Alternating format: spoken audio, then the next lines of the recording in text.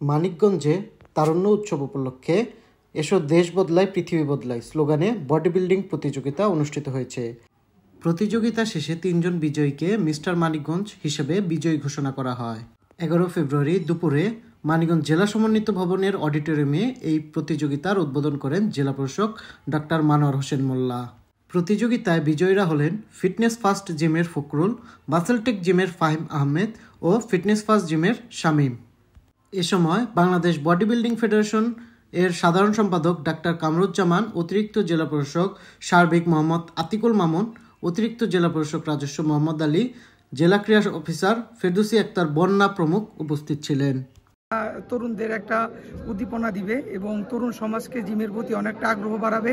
ধীরে ধীরে যদি এরকম আরও ভালো ভালো পর্যায় থেকে এই বডি বিল্ডিং এই খেলাটিকে আরও এগিয়ে নিয়ে যায় তাহলে এর ভবিষ্যৎ আরও ভালো হবে। আমি খুবই আনন্দিত যে আমাদের ডিসি মহোদয় এরকম একটা খেলার আয়োজন করেছে। তো মানিকগঞ্জে বডি বিল্ডিংটা আসলে সবাই ওইভাবে পরিচিত না মানিকগঞ্জের কাছে প্রফেশনাল বডি বিল্ডিংটা।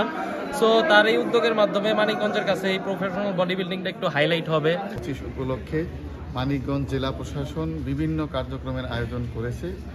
এই কার্যক্রম সমূহের মধ্যে সাধারণ কার্যক্রম আছে, বিভিন্ন খেলাধুলা সাংস্কৃতিক অনুষ্ঠান আছে, পাশাপাশি কিছু বিরল প্রজাতির খেলাধুলা আছে, যেমন আমাদের গ্রামীণ খেলাধুলা বউসি, দাঁড়িয়াবান্ধা, কুতকুত, এইগুলো আমরা আয়োজন করেছি।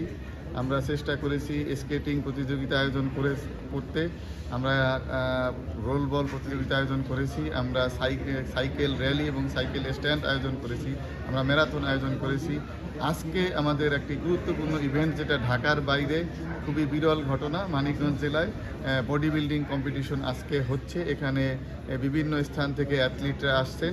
আমরা চাচ্ছি যে খেলাধুলায় আমাদের তরুণদের সম্পৃক্ত করে তরুণদের দেশ গঠনে সম্পৃক্ত করতে এবং তরুণরা যাতে খেলাধুলায় সম্পৃক্ত হয়, তারা যাতে লেখাপড়া ভালোভাবে করে, মানুষের মতো মানুষ হয়, দেশের সম্পদ হয়, এই প্রচেষ্টা আমাদের আছে।